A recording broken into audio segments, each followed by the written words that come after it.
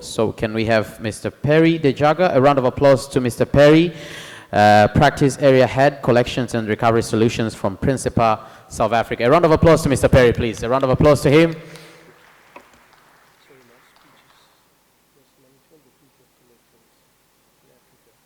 Okay, Mr. Perry will tell us about the risk management, the future of collections in Africa. Risk management, the future of collections in Africa. Thank you. Thanks very much. Thank you for this opportunity. Ladies and gentlemen, today we're going to look at the future of collections within Africa. And when I speak about collections, I talk about more delinquency management. So the content that I will cover during this will be just a quick explanation of who we are. My colleague have already said something about our company. The role of AI in collections operations. Now, a lot of my insight is operationally based. I am operational, so less theory, more operational insight. We're going to look at data and data analytics, especially for pre-delinquency collections, as well as delinquency collections.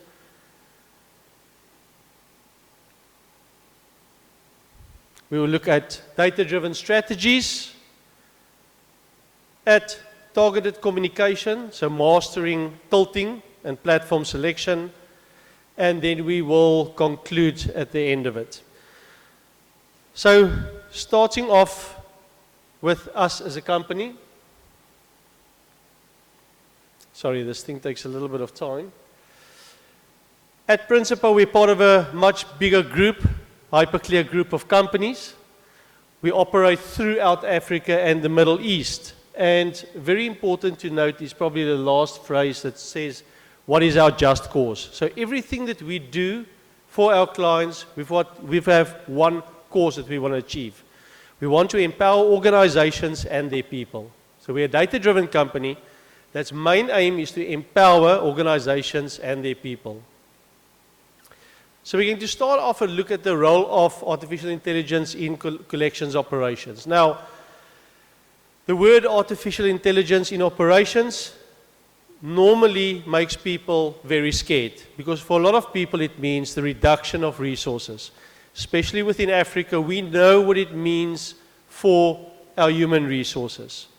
Now, one of our previous speakers spoke about the ethics within AI, and this is a very big thing that we stand on. What do we believe artificial intelligence in operational environments need to achieve?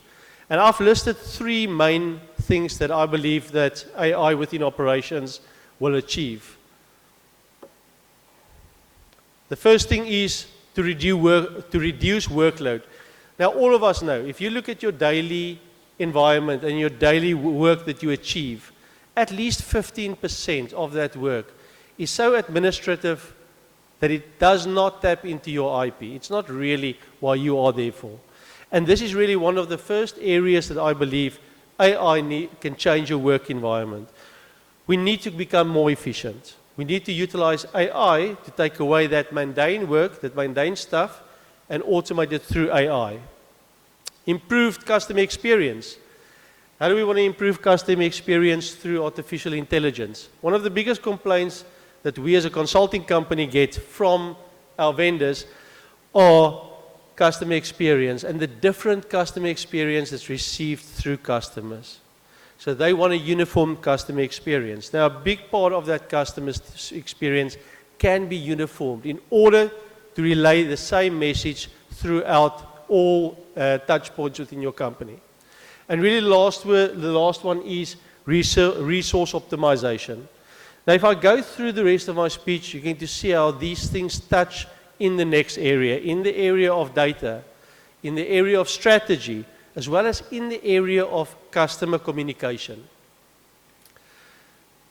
So let's start off by looking at data analytics for delinquency and pre-delinquency management. And I want to take you back quite a few years. And the only reason that I'm doing that is we still experience that to today when we actually engage with customers. When we look at collections and recoveries or pre-delinquency and delinquency management within a lot of organizations in Africa, we still find that companies do stuff very manually. It's file-based, it's not database, it's not system-based. So when we look at what is the data that's being used there, it's expert-based data. It's the data that that person that's handling that file utilize to assess that file. And what is our biggest problem with that? There's a lot of bias in that. So if you didn't have a good experience with somebody, you're always going to have bias against him. There's no data that's really driving it. Then more and more of these companies start to implement software that drives these strategies. The problem with that is still they do not yet have a lot of data. So a lot of the data points that drives these risk segmentation of their software is still expert-based. So still not pure data. And then we go into the realm where so many of the customers find themselves now, and that's data-driven risk segmentations. So you've got data, you've got clean data that we will discuss, and these are now starting to drive your risk segmentations. The next level is really where we go into risk models to drive our strategies. And within delinquency, there's 4 types of customers that you get. Only 4 times. 4 types. You get your willing customer, your willing paying customer, your willing capable of paying customer. You get your willing incapable of paying customer. You get your non-willing payable and your non-willing non-payable customer. Now, the payable part of all of these customers we can identify through data. We know when somebody is capable or not capable. But the willingness of a customer is one of these things that's always the hardest to identify. And if we can identify willingness of customers, we exactly know what type of treatment framework we're going to align to it. If you've got a customer that you know is unwilling and incapable, so it means it doesn't matter what you do, he's not going to ever be able to pay you. You know what to do with those customers. But the problem is we don't have it. With stuff like alternative scoring, psychometrics-based scoring, we can now actually start to link these two. We can link data, psychometric scoring to start to identify our customers as willing and capable or unwilling and capable, and the other two. So a very interesting aspect of how we moved from pure expert-based data through risk models, machine learning, AI environment, to the combination of both data and psychometrics within a machine learning environment. So when we look at data, what do we need when we look at data? We need clean and structured data, but what does that really mean? Completeness of your data. I think the biggest problem for a company like us that's in data analytics and helping other companies is the state of their data. You can do a lot of data, but the typical thing that you hear people say is crap data in, crap data out, and that's a fact. If you don't start from the beginning to get your data clean and structured, you're never going to be in a position to actually use that data successfully. So completeness of data, the consistency of data, the accuracy of your data, and very importantly, the timeliness of your data. Data that's relevant now is not necessarily relevant in 5 months' time. Think about just before COVID. Type of data that you looked at just before COVID versus after COVID is completely different. The data that you looked at during COVID is not relevant any longer. And the last, the uniqueness of that data. So very important, if we want to move delinquency and pre-delinquency management to a very efficient state, and we start with our data, we must make sure that that data is clean and structured. And that starts with technology. That starts with the way that you engage with your customers. It starts with the way that you when you do field collections. There's so much data points that you can collect in field collections that can drive these strategies. But if you don't utilize the right technology in order to get your data clean and structured, you're always going to be on the back foot. Without clean and structured data, you cannot even go to machine learning, AI, and the uses thereafter.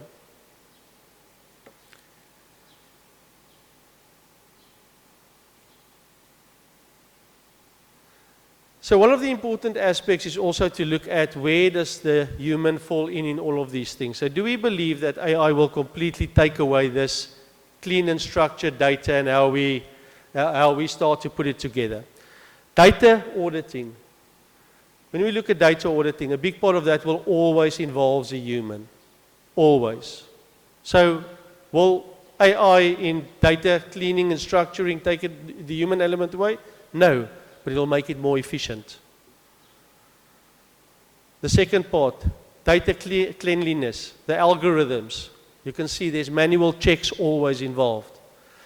There was, a few years ago, there was a chat bot that was completely unsupervised machine learning. And the outputs that it gave was completely wrong. And the reason for that was because it was unsupervised.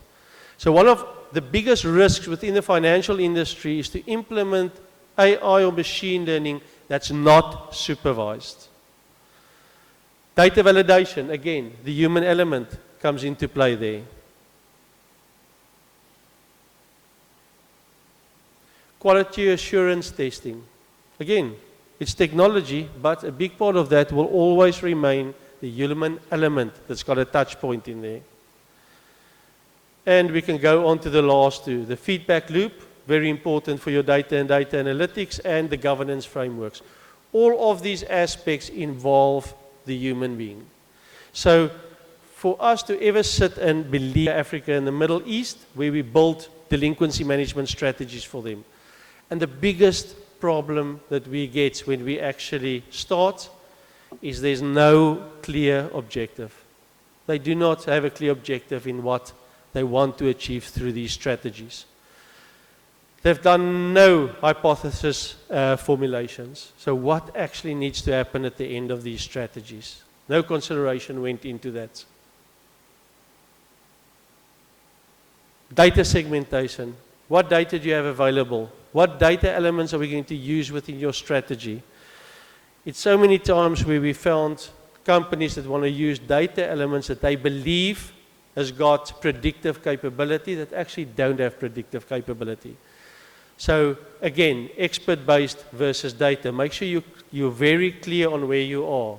Do you do data segmentation based on expert-based data or pure data validation?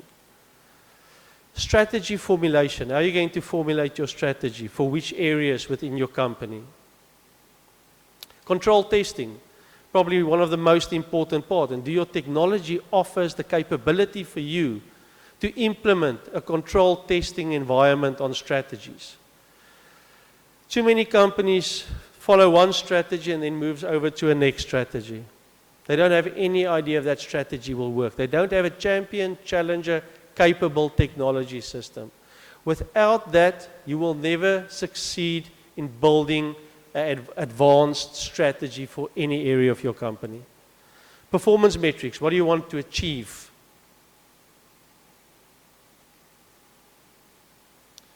And iterative learning. So learn out of your mistakes. Learn out of your strategies. Learn what happened previously with that strategies. Which of your data is the ones that you can change or align to change that strategy to get the necessary metrics that you want to achieve, and to go and change those things in a learning environment.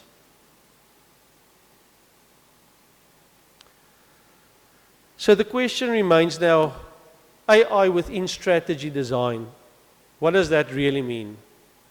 Anybody in this room or has got people working for you that have built strategies with software, know the amount of work that goes into building those strategies.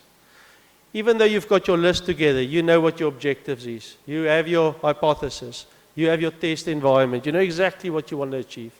The physical creation of that strategy within software can take weeks and months. And that's really where AI and strategy operations comes into effect. The capability to use an AI tool, to tell that AI tool, this is the strategy that you want to build. This is the hypothesis at the end of the strategy. This is the measurement. Utilize all my live accounts historically through this strategy and look at the outcomes. That is really what you are going to achieve with AI within strategy. You will take a project that will typically take you 2-3 months that you can finalize in a day or two with the right AI strategy tool. But the AI strategy is only as good as how you communicate at the end of the day. And I think that's a very important part, especially for us within Africa, because one of the biggest parts of targeted communication that's lost is the client relationship. So that is being lost by a lot of companies throughout the world. So when we talk about targeted communication, we look at two aspects. We really look at the platform and we look at the message.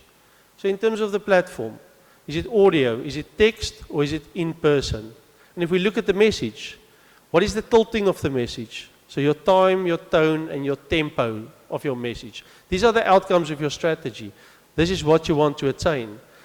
One of the most important things for me is the in-person area that's falling away by so many companies. So many companies are introducing very large call centers, and they're losing the in-person aspect. There's a place for all of this. So let's go and look at the platform. Let's go and look at audio, text, and in-person.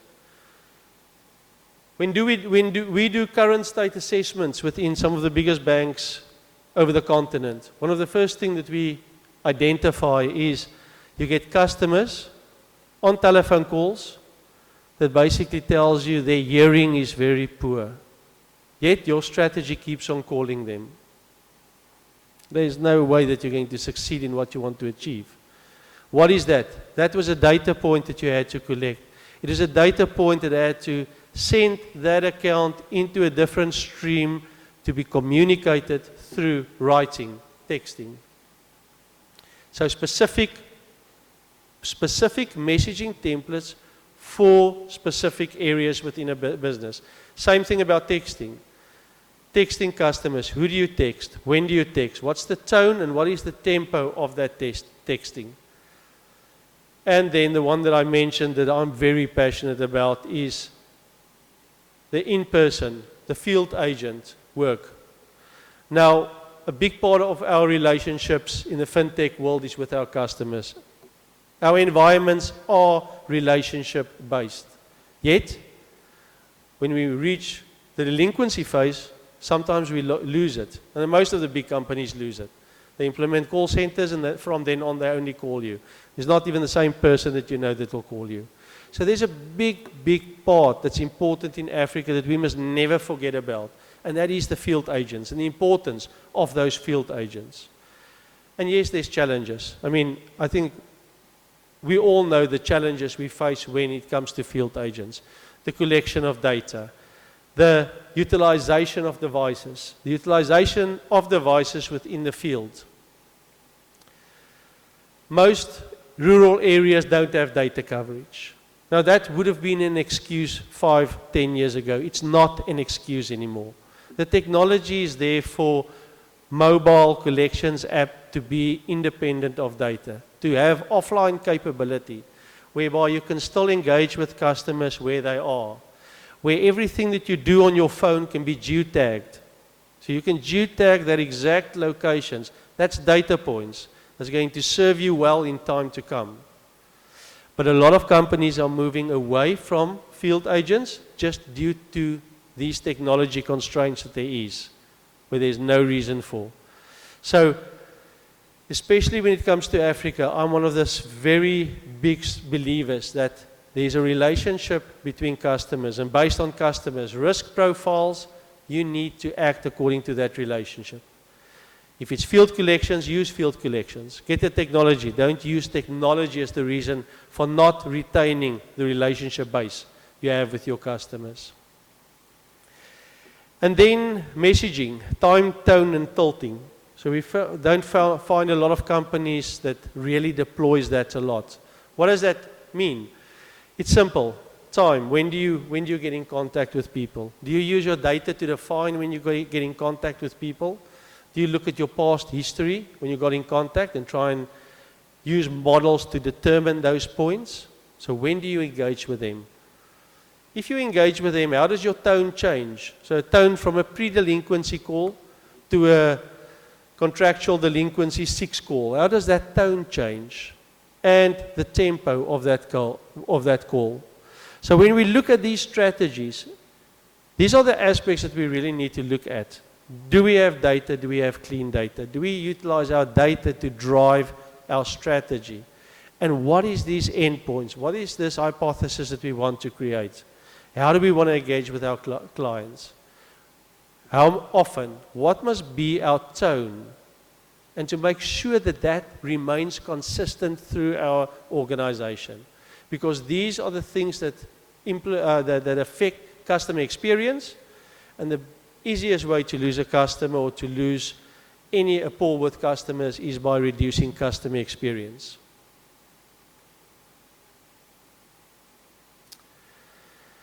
So thank you very much. Is there any questions? Can we have a round of applause to Mr. Perry, please? A round of applause to Mr. Perry. Right. So do we have any questions? Can we have our guys, please, passing by the mic? We have the first question here. Another question? Second question there. Another one? So we'll start with those two.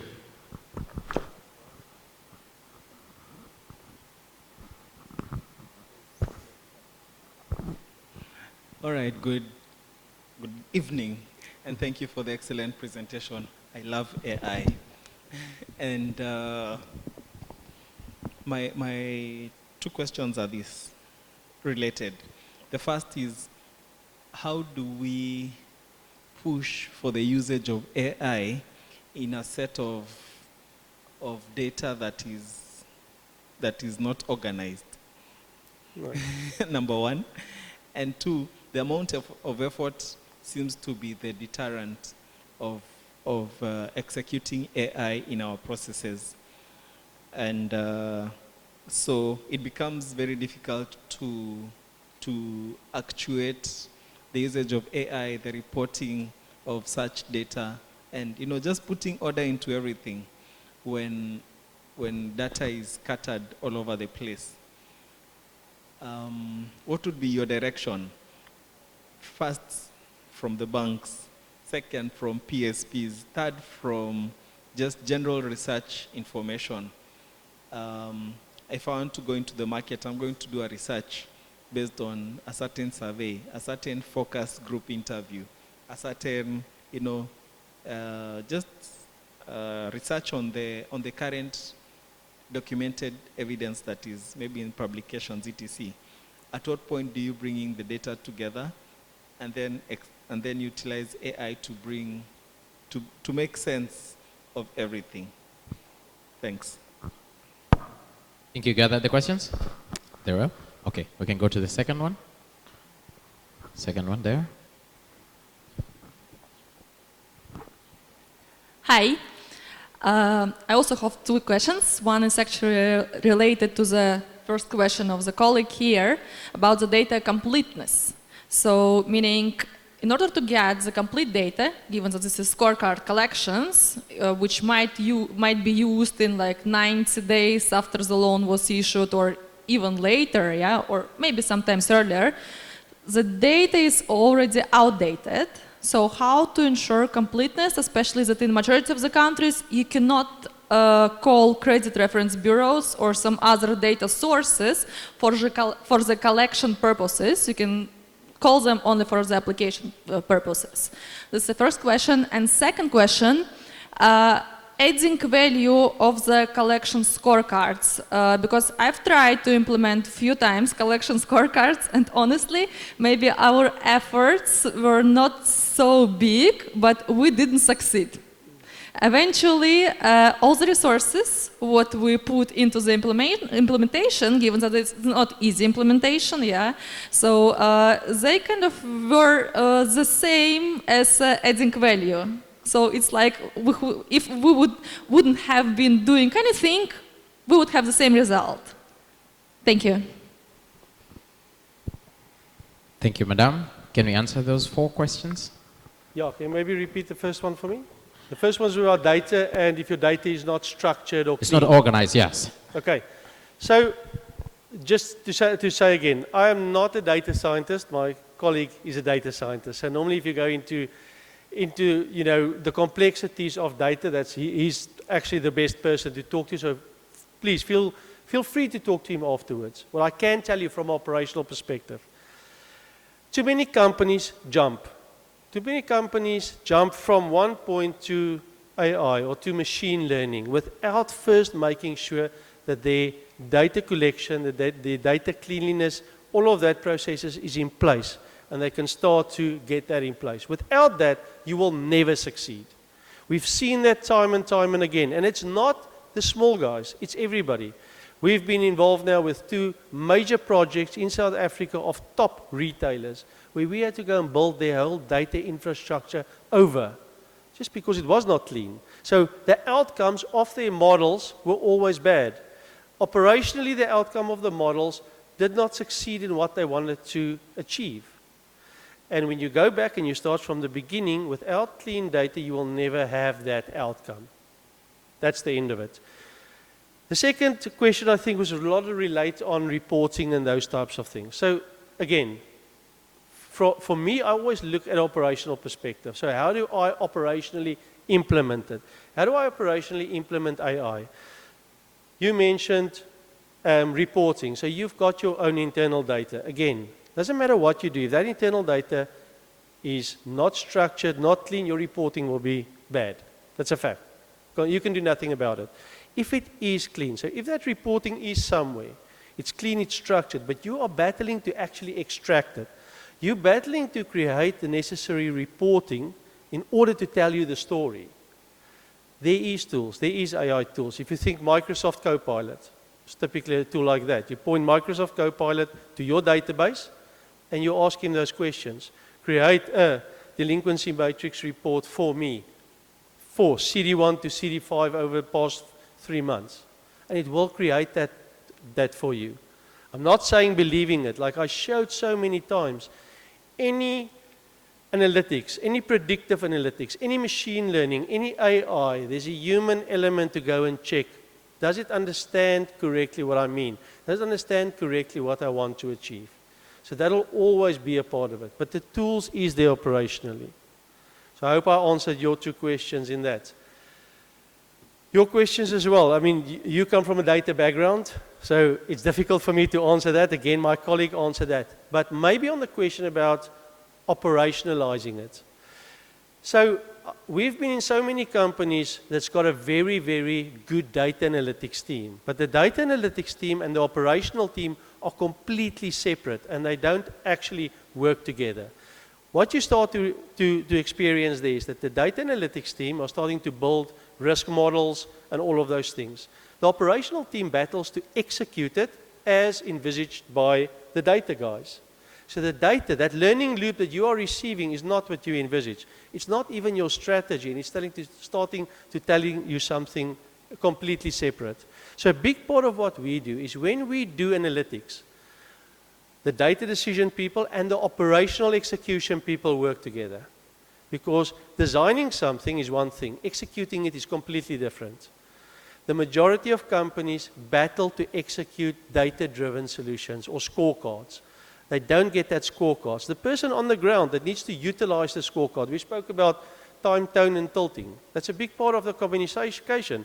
If analytics tell me this is a customer with a very high risk, I need to know, I need to take my time with this customer.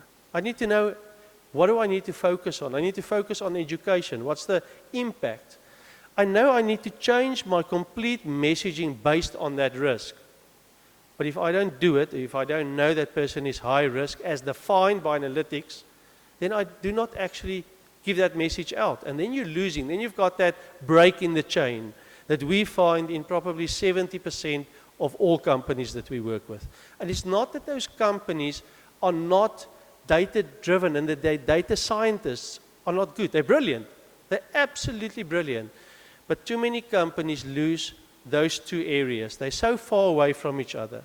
One of the companies in South Africa, the retailers, has actually gone so far as to take a part of their data science team and plugged it right into the collections operations team. It's owned by the collections operations team. Because now you're starting to get this, your data tells a story, you get your risk models, and your operations are 100% aligned to it. So when you start to get your feedback out of data, that feedback tells the correct story. And the models, the retraining of your models afterwards, or realignment of your models, is in line of actually what happened. I hope from an operational perspective I answered you. From a pure data perspective, I'm not even going to try. Thank you. Thanks. Thank you, everybody. The round of applause.